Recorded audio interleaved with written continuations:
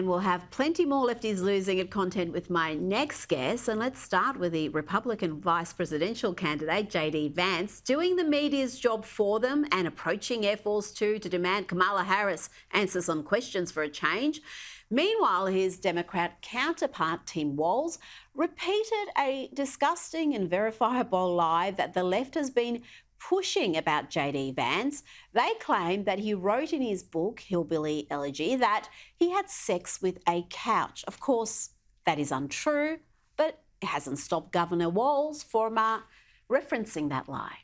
And I got to tell you, I can't wait to debate the guy. That is, if he's willing to get off the couch and show up. So, you see what I did there? See what I did there, he asks, proud of himself. My gosh. Joining me now is Sky News contributor Kosha Gator. Why would he push such an ugly and trashy and obvious lie? And if a Republican did that, I would say the media would come down on them like a ton of bricks, but there's been really not much response to that. None, just part of the media cover, as we will see and continue to see in this election. I don't think he's going to repeat it because it didn't land. That would be my guess. I don't think we're going to hear that one again from him. But it goes to the bigger point of their strategy. So in any campaign, it's always about likability of the candidates and capability of the candidates. And you kind of have to hit them at both. And we're just seeing it's really, really clear in this campaign, both Kamala Harris and now Tim Walz are just going for the likability thing, and they're trying to frame Trump and Vance as weird or whatever other words they're going to come up with, and they're not going after the record or the policy prescriptions because that's where they're weak. And I think the challenge for the other side is going to be to counter that likability attack vector, but also go back to focusing on the record because there's a lot of fodder there. On the first one, I think that first clip you played from JD Vance was what the kids call a boss move, where he went there and forced, criticize the media and criticize Kamala all rolled into one in that 30-second clip that has gone viral. It shocks me that she still hasn't done an interview. She's not going to cop hard questions. She can select the interviewer. She knows they're going to just be asking her about what a amazing candidate she is and how she's going to unite the country and, talk about being the first black woman, Indian woman to be running for president. So she knows the questions are going to be pretty soft. And still won't do it. And she still won't do it. She will not leave the prepared statements, the auto cue.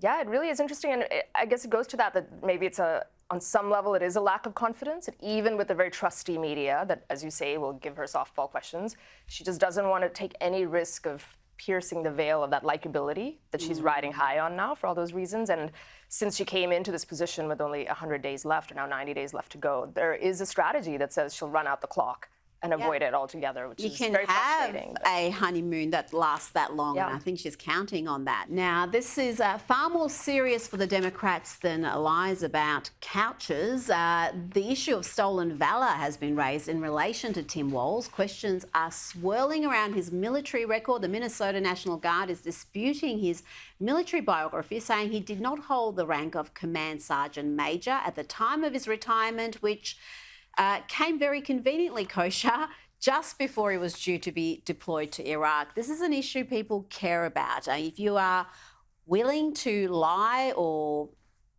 over-egg something like this, it says something about your character. It's huge. This actually is potentially a massive landmine. In the U.S., probably the most revered institution is the military, and especially if you served in an active combat zone, which for the last 20 to 30 years, there have been many. And it's just something that you don't do, sort of embellishing, taking more credit that you were in harm's way in the line of fire, literally, is something it violates every code in there. And it's just, again, such a revered institution that people, even who didn't serve in the military, don't take kindly to it. He did serve in the National Guard for 24 years, so that's good. That is an honorable record. He should stick with that. But there is video footage coming out of where he's used words that claim that he was actually in Afghanistan and the line of fire, and that will not age well. However, it is also important to remember for the other side that he is at the bottom of the ticket.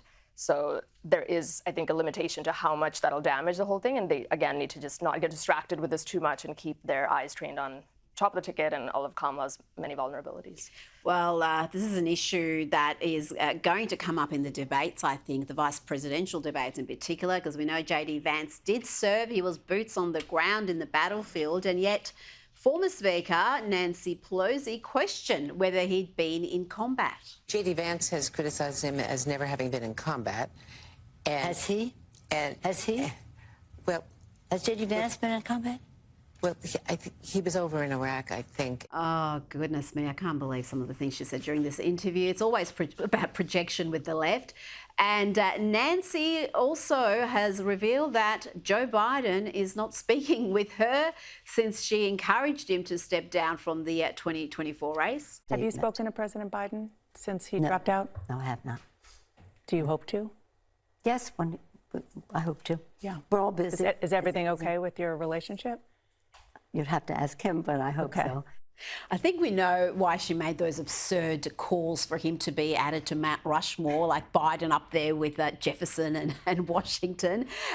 She played a not insignificant part in this quiet coup that has installed Kamala Harris. Yes, she was quite icy there. I think I call it the coup sandwich, where up until the point where it was obvious that something had to be done because he was cratering, Biden was cratering with the Democrat base.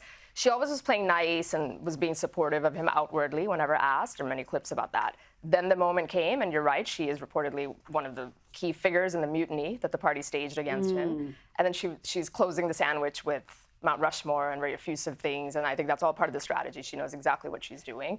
On the first piece, I mean, she stumped Andrea Mitchell there about the service with J.D. Vance.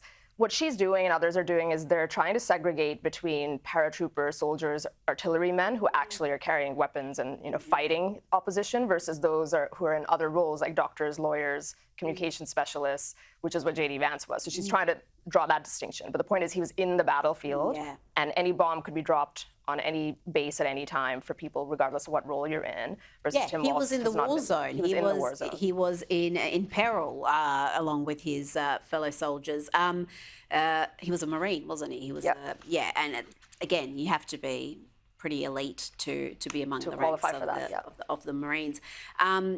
Now, the Democrats have been pushing this line, particularly about J.D. Vance, but also Republicans in general, calling them weird. This weird line has really taken hold.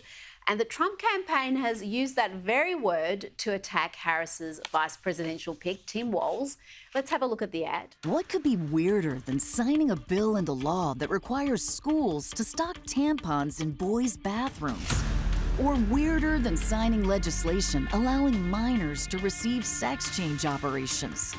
Try electing the man who signed those bills, Vice President of the United States. Enter Chief Weirdo Tim Walz. As governor of Minnesota, Walz supported legislation that endangers minors, hurts women, and puts radical ideology ahead of common sense. Now Kamala wants Walz to enforce those laws on a national scale. Tim Walz, too weird, too radical. Too weird, too radical, Chief Weirdo. They've taken that word and run with it.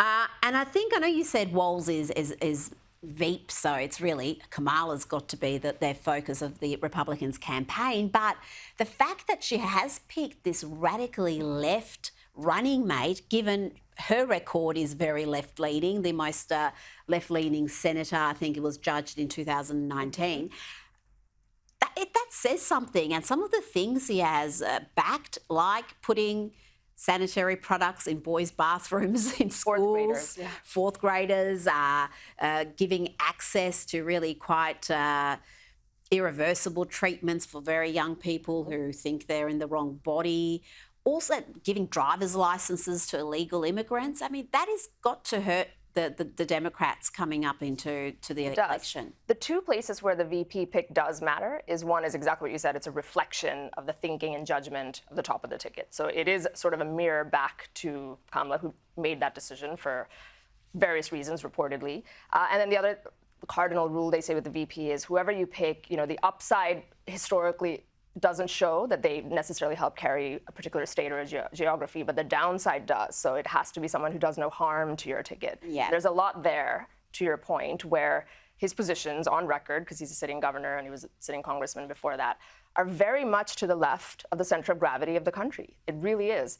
And so that is going to come out, all that stuff that they're playing, and the weird word, I guess, they're just, doing turnabout. But the media, again, is trying to rebrand him as some sort of safe, centrist, no-risk choice. I just played a clip of MSNBC, CNN, ABC, all of them parroting this line that, no, this is a safe pick. It's not a radical lefty at all.